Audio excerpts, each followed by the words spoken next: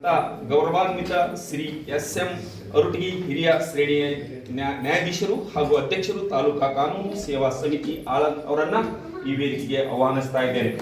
ಅದೇ ರೀತಿಯಾಗಿ ಕಾರ್ಯಕ್ರಮದ ಜವಾಹರ್ಲಾಲ್ ನೆಹರು ಅವರ ಒಂದು ಭಾವಚಿತ್ರ ಪೂಜೆಯನ್ನು ನೆರವೇರಿಸಲು ಗೌರವಾನ್ವಿತ ಕುಮಾರಿ ಸುಮನ್ ಚಿತ್ತರಗಿ ಸಿವಿಲ್ ನ್ಯಾಯಾಧೀಶರು JMFC ನ್ಯಾಯಾಲಯ ಆಳಂದ್ ಅವರನ್ನು ಕೂಡ ವೇದಿಕೆಗೆ ಕೋರ್ತಾರೆ.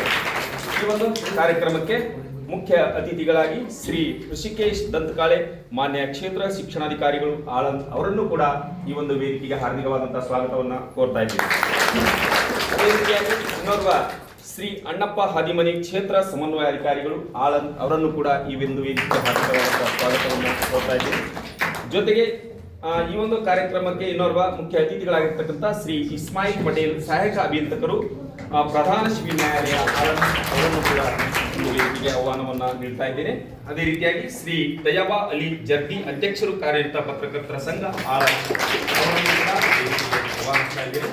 ಜೊತೆಗೆ ಈ ಒಂದು ಮಕ್ಕಳ ದಿನಾಚರಣೆಯ ಪ್ರಯುಕ್ತವಾಗಿ ವಿಶೇಷವಾದಂತಹ ಸಂಪನ್ಮೂಲ ವ್ಯಕ್ತಿಗಳಾಗಿ ಸುಧೀರ್ ಪಡ್ಶೆಟ್ಟಿ ನ್ಯಾಯವಾದಿಗಳು ಅವರನ್ನು ಕೂಡ ವೇದಿಕೆಗೆ ಆಹ್ವಾನವನ್ನು ನೀಡುತ್ತಾ, ಜೊತೆಗೆ ಇಲ್ಲಿರ್ತಕ್ಕಂಥ ಈ ಒಂದು ಕಾರ್ಯಕ್ರಮದ ಅಧ್ಯಕ್ಷತೆಯನ್ನ ಈ ಶಾಲೆಯ ಮುಖ್ಯ ಗುರುಗಳಾಗಿರ್ತಕ್ಕಂಥ ಶ್ರೀ ದತ್ತಾತ್ರೇಯ ಪೂಜಾರಿ ಮುಖ್ಯ ಗುರುಗಳು ಸರ್ಕಾರಿ ಹಿರಿಯ ಪ್ರಾಥಮಿಕ ಶಾಲೆ ಸುಲ್ತಾನ್ಪುರ್ ಗಲ್ಲಿ ಆಳಂದ್ ಅವರನ್ನು ಕೂಡ ಕಾರ್ಯಕ್ರಮದ ಅಧ್ಯಕ್ಷತೆಯನ್ನು ಜೊತೆಗೆ ಮೀಟಲಾರೆಯ ಗಮ್ಮನಿರುವ ತಂತಿಯನ್ನು ಮೀಟಲಾರೆಯ ಗಾನಲಹರಿ ಜಗವನೆಲ್ಲ ತುಂಬಿ ತುಳುಕಲಿ ಗಾನಲಹರಿ ಜಗವನೆಲ್ಲ ತುಂಬಿ ತುಳುಕಲಿ ಜ್ಞಾನದಲ್ಲಿ ಲೀನವಾಗಿ ಜೀವನಲಿಯಲಿ ಜ್ಞಾನದಲ್ಲಿ ಲೀನವಾಗಿ ಜೀವನಲಿಯಲಿ ಒಮ್ಮೆ ನಿನ್ನ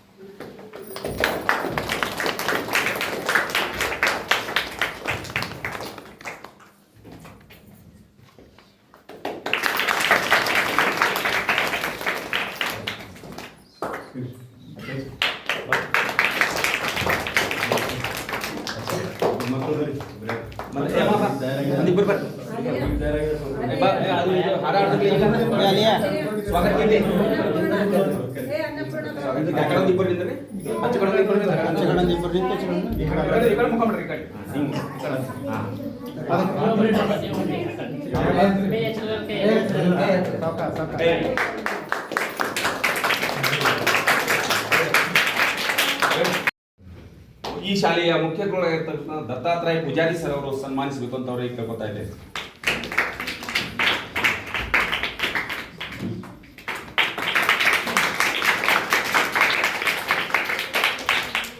ಈ ಮಕ್ಕಳ ದಿನಾಚರಣೆಯ ಒಂದು ಮಕ್ಕಳಿಗೆ ಉತ್ತಮವಾದಂಥ ರೀತಿಯಲ್ಲಿ ಮಾತುಗಳನ್ನ ಹೇಳಲು ಒಂದು ಸೂಜಿ ಬಿದ್ದರೂ ಸಫಲ ಬೇಕು, ಗಲಾಟೆ ಮಾಡಬಾರ್ದು. ಏನ್ ನಾಷ್ಟ ಮಾಡಿ ಬಂದಿದ್ರಿ? ಎಲ್ಲ ನಾಷ್ಟ ಮಾಡಿದ್ರಿಲ್ಲೋ ಬೆಳಿಗ್ಗೆ? ಇವತ್ತಿನ ದಿವಸ ತಮ್ಮ ಸರ್ಕಾರಿ ಶಾಲೆಯಲ್ಲಿ ನಡೆಯುವಂತಹ ಈ ಕಾರ್ಯಕ್ರಮದಲ್ಲಿ ವೇದಿಕೆ ಮೇಲೆ ಆಶೀರ್ವಾಗಿರುವಂತ ನನ್ನ ಸಹೋದರಿ ನ್ಯಾಯಾಧೀಶರಾದ ಸುಮನ್ ಚಿತ್ತರಗಿ ಮೇಡಮ್ ಅವರೇ, ಅಭಿಯೋಜಕರಾದ ಇಸ್ಮಾಯಿಲ್ ಪಟೇಲ್ ಅವರೇ, ಹಾಗೂ ಕಾರ್ಯನಿರತ ಪತ್ರಕರ್ತರ ಸಂಘದ ಅಧ್ಯಕ್ಷರು ಜರ್ದಿ ಅವರೇ, BO ಆದಂಥ ಋಷಿಕೇಶ್ ದಂತಕಾಳೆಯವರೇ, BRC ಅಣ್ಣಪ್ಪ ಹಾದಿಮನಿಯವರೇ, ಅರವಿಂದ್ ವಾಸ್ಗೆ ಅವರೇ, ಅಲ್ಲದೆ ಈ ಶಾಲೆಯ ಮುಖ್ಯ ಗುರುಗಳೇ, ದೈಹಿಕ ಶಿಕ್ಷಕರೇ, ಅಲ್ಲದೆ ನನ್ನ ಈ ಕಾರ್ಯಕ್ರಮ ಬಗ್ಗೆ ಉಪನ್ಯಾಸ ನೀಡಲು ಬಂದಂಥ ಸುಧೀರ್ ಪಡ್ಶೆಟ್ಟಿ ಅವರೇ, ಹಾಗೂ ಮಹಿಳಾ ನ್ಯಾಯವಾದಿಗಳೇ, ಅಲ್ಲದೆ ಕಾರ್ಯಕ್ರಮದಂಥ ನನ್ನ ಎಲ್ಲ ನೆಚ್ಚಿನ ವಕೀಲ ಬಂಧುಗಳೇ ಹಾಗೂ ಶಿಕ್ಷಣ ಇಲಾಖೆಯ ಎಲ್ಲ ಅಧಿಕಾರಿಗಳೇ ಮತ್ತು ಈ ಶಾಲೆಯ ಶಿಕ್ಷಕ ಬಂಧುಗಳೇ, ಶಿಕ್ಷಕೇತರ ಬಂಧುಗಳೇ, ಮುಖ್ಯವಾಗಿ ಪತ್ರಿಕಾ ಬಂಧುಗಳೇ ಹಾಗೂ ನನ್ನೆಲ್ಲ ನ್ಯಾಯಾಲಯ ಸಿಬ್ಬಂದಿ ವರ್ಗದವರೇ, ಅಲ್ಲದೆ ಕಾರ್ಯಕ್ರಮಕ್ಕೆ ಕೇಂದ್ರ ಬಿಂದುಗಳಾದ ನನ್ನ ಮುದ್ದು ಮಕ್ಕಳೇ, ಇವತ್ತಿನ ದಿವಸ ಮಕ್ಕಳ ದಿನಾಚರಣೆ ಇದೆ. ಮಕ್ಕಳ ದಿನಾಚರಣೆ ಯಾವಕ್ಕೋಸ್ಕರ ಆಚರಿಸ್ತಾರೆ? ಯಾವಕ್ಕೋಸ್ಕರ ಆಚರಿಸ್ತಾರೆ? ಒಬ್ರು ಹೇಳ್ರಿ, ಯಾರು ಇವತ್ತು ಯಾರ ದಿನಾಚರಣೆ ಇದೆ?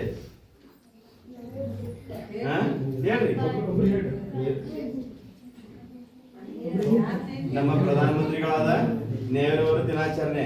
ಅವ್ರ ದಿನಾಚರಣೆನ ಇವತ್ತು ಮಕ್ಕಳ ದಿನಾಚರಣೆ ಅಂತ. ಅವರು ಮಕ್ಕಳ ಮೇಲೆ ಬಹಳ ಪ್ರೀತಿ ಇದ್ರು, ಹೌದಲ್ವಾ? ತಮ್ಮ ಸಿಲೆಬಸ್ ಅಲ್ಲಿ ಇದೆ ಅಲ್ವಾ? ಮಕ್ಕಳ ಮೇಲೆ ತುಂಬಾ ಪ್ರೀತಿ ಇದ್ರು. ಆ ಕಾರಣ ಸಂಬಂಧ ಅವರು ನನ್ನ ದಿನಾಚರಣೆ ಆಚರಿಸ್ಬೇಡ್ರಿ, ನನ್ನ ಸಲುವಾಗಿ ನನ್ನ ಮಕ್ಕಳ ದಿನಾಚರಣೆ ಆಚರಿಸಿದ್ರು. ಆ ಕಾರಣ ಸಲುವಾಗಿ ಇವತ್ತು ಮಕ್ಕಳ ದಿನಾಚರಣೆ ಆಚರಿಸ್ತಾ ಇದೀವಿ. ತಾವು ನೋಡ್ತಾ ಇದ್ದೀರಿ, ಎಲ್ಲರೂ ಬೆಳಗ್ಗೆ ಚೆನ್ನಾಗಿ ಜಲ್ದಿ ಎದ್ದು ಚೆನ್ನಾಗಿ ಡ್ರೆಸ್ ಮಾಡ್ಕೊಂಡ್ ಬಂದಿದ್ದೀರಿ. ಎಲ್ಲರೂ ತುಂಬಾ ಚೆನ್ನಾಗಿ ಕಾಣ್ತಾ ಇದ್ದೀರಾ. ಆ ಕಾರಣ ತಮಗೆ ಮಕ್ಕಳ ದಿನಾಚರಣೆಯ ಶುಭಾಶಯಗಳನ್ನು ನಾನು ತಿಳಿಸುತ್ತಾ, ಈ ಕಾರ್ಯಕ್ರಮ ತಮ್ಮ ಸ್ಕೂಲಲ್ಲಿ ಯಾಕೆ ಹಮ್ಮಿಕೊಂಡಿದ್ದೀವಿ ಅಂದ್ರೆ, ಈ ಮಕ್ಕಳ ಬಗ್ಗೆ ಒಳ್ಳೆ ಏನು ಅವರಿಗೂ ಕೂಡ ಕಾನೂನು ಜ್ಞಾನ ಇರಲಿ ಅಂತ ನಾವು ಈ ಕಾರ್ಯಕ್ರಮನ ಹಮ್ಮಿಕೊಂಡಿದ್ದೀವಿ. ಮಕ್ಕಳೇ, ತಾವು ಇವತ್ತಿನ ಮಕ್ಕಳು ನಾಳಿನ ಪ್ರಜೆಗಳು ಅಂತ ಹೇಳಲಿಕ್ಕೆ ಇಚ್ಛೆ ಪಡ್ತೀನಿ. ಅದೇ ರೀತಿ ಈ ತಮ್ಮ ಮುಂದೆ ಏನಾದರೂ ತಮ್ಮ ಮಕ್ಕಳ ಮನೆಯಲ್ಲಿ ಈ ಮಕ್ಕಳ ಮುಂದೆ ಹಾಕಿರ್ತಾವಲ್ಲ, ದೌರ್ಜನ್ಯ ಹಾಕಿರ್ತಾವಲ್ಲ, ಏನಾದ್ರು ಯಾರು ಹೊಡಿತಿರ್ತಾರೆ, ಮಕ್ಕಳನ್ನ ಹೊಡಿತಿರ್ತಾರೆ, ಹೌದಲ್ವ? ಹಳ್ಳಿಗಳಲ್ಲಿ ಹೊಡಿತಿರ್ತಾರೆ, ದುಷ್ಕರ್ಮಿಗಳು ಹಿಡಿದು ಡ್ರಿಂಕ್ಸ್ ಮಾಡಿ ಅವ್ರ ಮಕ್ಕಳು ಹೊಡಿತಿರ್ತಾರೆ. ಆ ತರ ಹೊಡಿಲಾರ್ದಂಗೆ ನಾವು ಅವರಿಗೆ ಹೇಳ್ಬೇಕು, ಕಾನೂನು ಇದೆ, ನೀವು ಹೊಡಿಬಾರ್ದು ಮಕ್ಕಳನ್ನ ಅಂತಂತೇಳಿ. ಮತ್ತೆ ಯಾವ್ದಾರ ಮಕ್ಕಳು ತಮ್ಮ ಮಕ್ಕಳ ಒಂದು 2-3 ದಿವಸ ಸಾಲಿಗೆ ಬರ್ಲಿಲ್ಲ ಅಂದ್ರೆ ಏನ್ ಮಾಡ್ತೀರಿ? ಕೇಳ್ತಿರಿಲ್ಲೋ ಯಾಕೆ ಬಂದಿಲ್ಲ ಅಂತಂತೇಳಿ. ಅದರ ಶಿಕ್ಷಕರ ಜವಾಬ್ದಾರಿ ಕೂಡ ಇದೆ.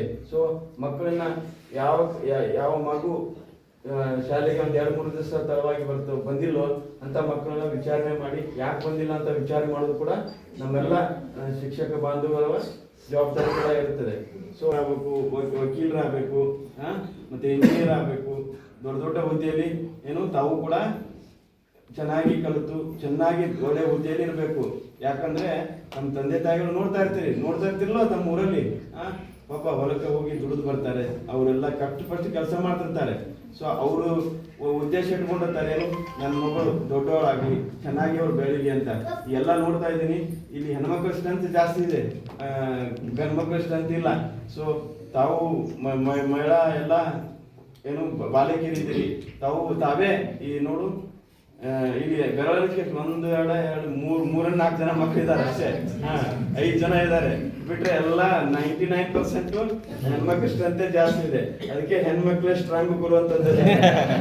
ಅದಕ್ಕೆ ಸೊ ತಾವೆಲ್ಲ ಚೆನ್ನಾಗಿ ಓದಿ ತಮ್ಮ ತಂದೆ ತಾಯಿನ ಆಸೆ ನೆರವೇರಿಸ್ತಿರಲ್ವಾ? ಅದನ್ನು ಪ್ರತಿಜ್ಞೆ ಮಾಡಿ. ನಾನು ಅಂದ್ರೆ ಬೇರೆ ಯಾರು ಕರೀತಾರೆ ನಿಮ್ಮನ್ನ, ಚಾಕ್ಲೇಟ್ ಕೊಡ್ತೀನಿ ಬರ್ರಿ, ಈ ತರ ಚಾಕ್ಲೇಟ್ ಕೊಡುದು, ಆಮಿಷ ಒಡ್ಡಿ ದುಷ್ಕೃತಿಗಳನ್ನು ಎಚ್ಚರಿಸ್ತಾರೆ. ಸೊ ಅಂತದಕ್ಕೆ ಬಲಿ ಆಗ್ಬಾರ್ದು. ಒಂದು ಚಾಕ್ಲೇಟ್ ಸಂಬಂಧ ನಮ್ಮ ಭವಿಷ್ಯನೇ ಬಲಿ ಮಾಡ್ತೀವಿ.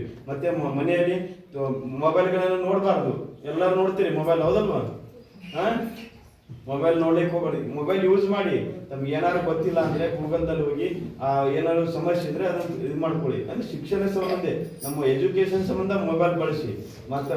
ಆದ್ರೆ ಕೆಲವೊಂದು ಏನು ಕಾಯಂ ಮೊಬೈಲ್ ಹೋಗೋದು, ಮೊಬೈಲ್ ನೋಡ್ತಾ ಇರೋದು, ಸಾಯಂಕಾಲ ಸ್ಕೂಲಿಗೆ ಹೋಗೋದು, ಮೊಬೈಲ್ ನೋಡ್ತಾ ಇರೋದು. ಸೊ ಅದನ್ನ ಮೊಬೈಲ್ ಹೆಚ್ಚಾಗಿ ಬಳಸಬೇಡಿ. ಅಭ್ಯಾಸ ಕಡೆ ಗಮನ ಕೊಡಿ. ಇವತ್ತಿನ ಅಭ್ಯಾಸನ ಇವತ್ತೇ ಮಾಡಿ, ನಾಳೆಗೆ ಅಂತ ಅನ್ಬೇಡ. ಇವತ್ತು ಮಾಡಿದ್ದು ಇವತ್ತು ಉತ್ತಮ, ನಾಳೆ ಮಾಡೋದು ಉಪಯೋಗ ಇಲ್ಲ. ಸೊ ಅದಕ್ಕೆ ಇವತ್ತಿನ ಅಭ್ಯಾಸ ಇವತ್ತು ಮಾಡಿ, ಚೆನ್ನಾಗಿ ಓದಿ, ಒಳ್ಳೆ ಪ್ರಜೆಗಳಾಗಿ ಭಾರತ ದೇಶನ ಇನ್ನೂ ಹೆಚ್ಚಿನ ಏನು ಅಭಿವೃದ್ಧಿಶೀಲ ರಾಷ್ಟ್ರವಾಗಿ ಮಾಡೋಣ ಅಂತ ಹೇಳ್ತಾ, ನನಗೆ ಈ ಕಾರ್ಯಕ್ರಮದಲ್ಲಿ ಅವಕಾಶ ಮಾಡಿಕೊಟ್ಟಂತ ನನ್ನೆಲ್ಲ ಶಾಲೆಯ ಶಿಕ್ಷಕರಿಗೆ, ಮಕ್ಕಳಿಗೆ, ಬಂಧುಗಳಿಗೆ, ನನ್ನೆಲ್ಲ ನ್ಯಾಯವಾದಿಗಳಿಗೆ, ನನ್ನ ಸಹೋದರ ನ್ಯಾಯಾಧೀಶರಿಗೆ ಮತ್ತು ಶಿಕ್ಷಣ ಇಲಾಖೆಯ ಅಧಿಕಾರಿಗಳಿಗೆ ನಾನು ಅಭಿನಂದನೆ ತಿಳಿಸ್ತೀನಿ. ಜೈ ಹಿಂದ್, ಜೈ ಕರ್ನಾಟಕ. ವೇದಿಕೆ ಮೇಲೆ ಆಸೀನರಾಗಿರ್ತಕ್ಕಂಥ ನನ್ನ ಹಿರಿಯ ಸಹೋದರರಾದಂಥ SM ಆರೋಪಿ ಸರೇ ಹಾಗೂ ಇಲ್ಲಿ ನೆರೆದಿರ್ತಕ್ಕಂಥ ಉಳಿದ ಬಂದರೆ ಹಾಗೂ ವಕೀಲ ಮಿತ್ರರೇ ಮತ್ತು ಶಾಲಾ ಸಿಬ್ಬಂದಿಯವರೇ ಮತ್ತು ಮುದ್ದು ಮಕ್ಕಳೇ, ಇವತ್ತು ಆ್ಯಕ್ಚುಲಿ ನಾನು ಭಾಷಣ ಮಾಡೋದಿಲ್ಲ, ಸುಮ್ಮನೆ ನಿಮ್ಮ ಜೊತೆ ಮಾತಾಡ್ತೀನಿ ಅಷ್ಟೇ. ಭಾಷಣ ಅಂದರೆ ಮಕ್ಕಳಿಗೂ ಬೇಜಾರಾಗುತ್ತೆ, ಹೌದಲ್ಲ ಸರ್? ಈಗ ಆಲ್ರೆಡಿ ಏನು ಹೇಳಬೇಕೆಲ್ಲ ಹೇಳಿದ್ದಾರೆ. ನಿಮಗೆ ಮೊದಲು ಮಕ್ಕಳ ದಿನಾಚರಣೆ ಶುಭಾಶಯ ಹೇಳ್ತೀನಿ ಎಲ್ಲರಿಗೂ. ಆಮೇಲೆ ಕೇಳ್ತೀರಾ ಎಲ್ಲರೂ? ಕೇಳ್ತೀರಲ್ಲ? ಹಾಂ. ಈಗ ನಾನೇನು ಹೇಳ್ತೀನಿ ಅಂತಂದರೆ, ನಿಮ್ಮ ಡೈಲಿ ಒಂದು ಏನೋ ಒಂದು ನೆಸೆಸಿಟಿ ಅಥವಾ ನನ್ನ ಮುಂದೆ ಆಗ್ತಕ್ಕಂಥ ನಾನೇನು ನೋಡ್ತೀನಿ ಡೈಲಿ ನನ್ನ ಕೋರ್ಟಲ್ಲಿ ಆಗೋದಾಗಲಿ, ಹೊರಗಡೆ ಆಗೋದಾಗಲಿ, ಜಗತ್ತಿನಲ್ಲಿ ಅದು ಮಕ್ಕಳ ಮೇಲೆ ಏನಾಗತೈತಿ ಅನ್ನೋದು ನಿಮಗೆಲ್ಲ ಹೇಳ್ತೀನಿ. ಏನಂತಂದರೆ, ದಿವಸ ಈ ವಾರ ಅಥವಾ ಒಂದು ವಾರ ಬಿಟ್ಟು ಇನ್ನೊಂದು ವಾರ ನನ್ನ ಮುಂದೆ ಕೆಲವೊಂದು ಚಿಕ್ಕ ಚಿಕ್ಕ ಮಕ್ಕಳು ಬರ್ತಾರೆ, ಏನೋ ಸ್ಟೇಟ್ಮೆಂಟ್ ಕೊಡ್ಲಿಕ್ಕೆ ಬರ್ತಾರೆ. ಅವ್ರಿಗೇನೋ ಒಂದು ಅವ್ರ ಮೇಲೆ ಏನೋ ಒಂದು ಆಗಿರ್ತೈತಿ, ಅದನ್ನು ಹೇಳೋಕ್ಕೆ ಅವರು ನನ್ನ ಮುಂದೆ ಬರ್ತಾರೆ ಕೋರ್ಟಲ್ಲಿ. ಅದನ್ನು ಕೇಳಿ ನನಗೆ ಒಂಥರ ಅನಿಸುತ್ತೆ, ಎಷ್ಟು ಚಿಕ್ಕ ಮಕ್ಕಳು ಇಷ್ಟಿಷ್ಟೇ ಇರ್ತಾರೆ, ಅವರೆಲ್ಲ ದೊಡ್ಡವರಿಲ್ಲ, ತಿಳುವಳಿಕೆ ಇರಲ್ಲ ಅವರಿಗೆ. ನನ್ನ ಮುಂದೆ ಸ್ಟೇಟ್ಮೆಂಟ್ ಹೇಳಕ್ಕೆ ಬರ್ತಾರೆ, ಇಷ್ಟು ಚಿಕ್ಕ ಮಕ್ಕಳು ಇಷ್ಟೆಲ್ಲ ಅನುಭವಿಸ್ಬಿಟ್ರಲ್ಲಪ್ಪ ಚಿಕ್ಕ ವಯಸ್ಸಲ್ಲಿ ಅಂತ ನನಗೆ ಕೇಳಿ ನನಗೆ ಬೇಜಾರಾಗುತ್ತೆ. ಸೊ ಆ ಥರ ಏನಾದರೂ ಆಗಬೇಕು ಅಂತಂದರೆ ಅದಕ್ಕೆ ಯಾರು ಕಾರಣ? ಮೊದಲು ಅವ್ರ ಕಾರಣ ಇಲ್ಲದೆ ಇದ್ದರೂ, ಮಕ್ಕಳ ಕಾರಣ ಇಲ್ಲದೆ ಇದ್ದರೂ ಆ ಮಕ್ಕಳು ಅನುಭವಿಸುವಂಥ ಸ್ಥಿತಿ ಬರುತ್ತೆ. ಅದಕ್ಕೆ ನೀವೆಲ್ಲ ಏನು ಮಾಡಬೇಕು, ಯಾವಾಗಲೂ ನಿಮ್ಮ ಬಗ್ಗೆ ನೀವು ಹುಷಾರಾಗಿರಬೇಕು. ಯಾರಾದರೂ ನಿಮ್ಗೆ ಏನಾದರೂ ಹೇಳಿದ್ರೆ ಅಥವಾ ಒಳ್ಳೇದು ಹೇಳಿದ್ರೆ ಮಾತ್ರ ಕೇಳಬೇಕು. ಸರ್ ಆಲ್ರೆಡಿ ಹೇಳಿದರು, ಯಾರೋ ಒಬ್ಬರು ಚಾಕ್ಲೇಟ್ ಕೊಟ್ಟು ಕರಿತೀನಿ ಅಂತ. ಈ ಮೊದಲಿಂಥದ್ದೆಲ್ಲ ಚಾಕ್ಲೇಟ್ ಕೊಟ್ಟು ಕರೆದ್ರೆ ಈಗ ಮೊದಲಿನ ಥರ ಯಾರೂ ಹೋಗಲ್ಲ. ನೀವು ಯಾರು ಹೋಗ್ತೀರಾ ಚಾಕ್ಲೇಟ್ ಕೊಡ್ತೀರಾ ಅಂದರೆ ಇಸ್ಕೊಳ್ಳಲ್ಲ ನೀವು ಯಾರು, ಹೌದಲ್ಲ? ಈಗ ಸ್ವಲ್ಪ ನೀವೆಲ್ಲರಿಗೂ ಗೊತ್ತಾಗಿದೆ, ಮನೇಲಿ ಎಲ್ಲರೂ ಹೇಳಿರ್ತಾರೆ ಚಾಕ್ಲೇಟ್ ಇಸ್ಕೋಬಾರ್ದು, ಗೊತ್ತಿಲ್ಲದವ್ರು ಕರೆದ್ರೆ ಹೋಗಬಾರ್ದು ಅಂತ. ಆದರೂ ಏನಾಗುತ್ತೆ, ಈಗ ಜಗತ್ತಲ್ಲಿ ಹೆಂಗಾಗಿದೆ ಅಂದರೆ ನಮಗೆ ಗೊತ್ತಿರೋರೇ ನಮಗೆ ಮೋಸ ಮಾಡ್ತಾರೆ. ಸೊ ಅದಕ್ಕೆ ನಾವು ಯಾವಾಗಲೂ ನಮ್ಮ ಹುಷಾರಲ್ಲಿ ನಾವು ಇರಬೇಕು. ಅದರಲ್ಲೂ ಹುಡುಗಿರು, ನೀವು ಹುಡುಗಿರಂತ ಅಷ್ಟೇ ಅಲ್ಲ, ನನ್ನ ಮುಂದೆ ಚಿಕ್ಕ ಹುಡುಗರೂ ಬಂದಿರ್ತಾರೆ ಸ್ಟೇಟ್ಮೆಂಟ್ ಹೇಳೋದಕ್ಕೆ. ಅವ್ರಿಗೆ ಅವ್ರೇನು ಮಾಡಿರ್ತಾರೆ, ಕೆಲವೊಂದು ಏನೇನೋ ಅವರು ಒಂದು ಲೈಫಲ್ಲಿ ಏನೋ ಒಂದು ಸಫರ್ ಆಗಿ ಬಂದಿರ್ತಾರೆ. ಆ ಥರ ನೀವೇನೇ ಆದ್ರೂ ನಾನು ಅದನ್ನು ಎದುರಿಸ್ತೀನಿ ಅಂತ ಧೈರ್ಯಲ್ಲೇ ಇರಬೇಕು. ನಿಮ್ಮ ಒಂದು ಸಣ್ಣ ಎಕ್ಸಾಂಪಲ್ ಹೇಳ್ತೀನಿ ನಿಮಗೆ. ಯಾರೋ ಪೇರೆಂಟ್ಸು ಅಂದರೆ ಅವ್ರ ತಂದೆ ತಾಯಿ ಏನು ಮಾಡಿರ್ತಾರೆ, ಮಗುಗೆ ಓದಬೇಕು ಅಂತ ಹೇಳಿರ್ತಾರೆ. ಅದು ಓದೋದು ಅವ್ರಿಗೆ ಆಗ್ತಿರಲ್ಲ, ಓದೋದು ಆಗ್ತಾ ಇಲ್ಲ ಅಂತೇಳಿ ಅವ್ರು ಏನು ಮಾಡ್ತಾರೆ, ಮನೆ ಬಿಟ್ಟು ಓಡೋಗ್ಬಿಡೋದು. ಮನೆ ಬಿಟ್ಟು ಓಡೋದ್ರೆ ಏನಾಗುತ್ತೆ, ಓದೋದಾಗುತ್ತಾ? ತಾನೇ ಓದೋಕ್ಕಾಗುತ್ತಾ?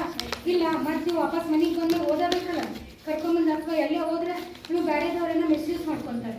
ಆ ಥರ ಯಾರೂ ಮಾಡೋಕ್ಕೆ ಹೋಗ್ಬೇಡಿ. ಓದೋಕ್ಕಾಗಿಲ್ಲ ಅಂದರೆ ಓಕೆ ಬಿಟ್ಬಿಡಿ. ಯಾವುದೋ ಒಂದು ಎಕ್ಸಾಮ್ ಫೇಲ್ ಆದರೆ ಫೇಲ್ ಆಗೋದೇನು ತಪ್ಪಲ್ಲ. ಬಟ್ ಫೇಲ್ ಆದಮೇಲೆ ಅದರಿಂದ ಮತ್ತೆ ಕಲಿತು ನಾವೇನು ಮಾಡಬೇಕು, ಮುಂದೆ ಬರಬೇಕು. ನಾನು ಫೇಲ್ ಆದೆ ಅಂತ ಮಾನಸಿಕವಾಗಿ ಅಥವಾ ಬೇರೆ ಇನ್ನೇನು ತಪ್ಪು ಕೆಲಸ ಮಾಡಬಾರ್ದು. ಸುಮನ್ ಮೇಡಮ್ ಅವರು ಹಾಗೂ ನಮ್ಮ APP ಅವರಾಗಿರ್ತಕ್ಕಂಥ ಇಸ್ಮಾಯಿಲ್ ಪಾಟೀಲ್ ಸರ್ ಅವರು ಹಾಗೂ ಈ ಶಾಲೆಯ ಮುಖ್ಯ ಗುರುಗಳು ಹಾಗೂ ಪತ್ರಕರ್ತರ ಸಂಘದ ಅಧ್ಯಕ್ಷರು ಹಾಗೂ ಈ ಶಾಲೆಯ ಒಂದು SDMC ಅಧ್ಯಕ್ಷರು ಹಾಗೂ ಇತರ ಎಲ್ಲ ಶಿಕ್ಷಣ ಇಲಾಖೆಯ ಅಧಿಕಾರಿಗಳು ಹಾಗೂ ಎಲ್ಲ ಗುರುಗಳು, ನಮ್ಮ ಸ್ವತಂತ್ರ ಭಾರತದ ಮೊದಲ ಪ್ರಧಾನಮಂತ್ರಿಗಳಾಗಿರ್ತಕ್ಕಂಥ ಜವಾಹರ್ಲಾಲ್ ನೆಹರು ಅವರ ಜನ್ಮ ದಿನಾಚರಣೆಯನ್ನು ಇವತ್ತು ನಾವು ಮಕ್ಕಳ ದಿನಾಚರಣೆಯನ್ನು ಆಚರಿಸ್ತೇವೆ. ಜವಾಹರ್ಲಾಲ್ ನೆಹರು ಅವ್ರದ್ದೇ ಯಾಕೆ ಆಚರಿಸ್ತೇವೆ? ಇದು ಯಾರಿಗಾದ್ರೂ ಗೊತ್ತದ ನಿಮ್ಗೆ?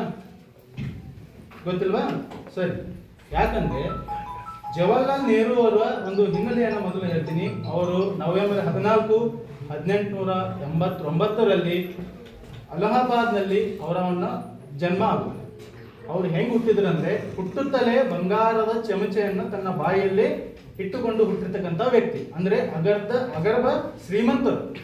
ಅವರು ಲಕ್ಕಿಂದು ಅಥವಾ ಬೇರೆ ಯಾವುದೇ ಒಂದು ಕೊರತೆನೇ ಇಲ್ಲದಂತ ಒಂದು ಶ್ರೀಮಂತ ಕುಟುಂಬದಲ್ಲಿ ಹುಟ್ಟಿರ್ತಕ್ಕಂಥ ವ್ಯಕ್ತಿ ಜವಾಹರ್ಲಾಲ್ ನೆಹರು. ಅವರ ತಂದೆ ಮೋತಿಲಾಲ್ ನೆಹರು, ತಾಯಿ ಸ್ವರೂಪ ರಾಣಿ ನೆಹರು. ತಾಯಿ ಸ್ವರೂಪ ರಾಣಿ ನೆಹರು ಅಂತ ಒಂದು ದಂಪತಿಯ ಮುಗಿಸಿ 1900 ಇದ್ರೆ ತಮ್ಮ ಯೌವನ ವ್ಯವಸ್ಥೆಯಲ್ಲಿ ಬಂದಾಗ, ಅಂದ್ರೆ ಪ್ರೌಢ ವ್ಯವಸ್ಥೆ ದಾಟಿ ಯೌವನ ವ್ಯವಸ್ಥೆಯಲ್ಲಿ ಬಂದಾಗ 1928ರಲ್ಲಿ ನಾವು ಭಾರತದ ಬ್ರಿಟಿಷರ ಮುಷ್ಟಿಯಲ್ಲಿ ಇರ್ತಕ್ಕಂಥ ನಮಗೆ ಸ್ವತಂತ್ರಗೋಸ್ಕರ ಹೋರಾಡ್ತಕ್ಕಂಥ ಆ ಚಳುವಳಿಯಲ್ಲಿ ಭಾಗಿಯಾಗಿ ನಮ್ಮ ಭಾರತ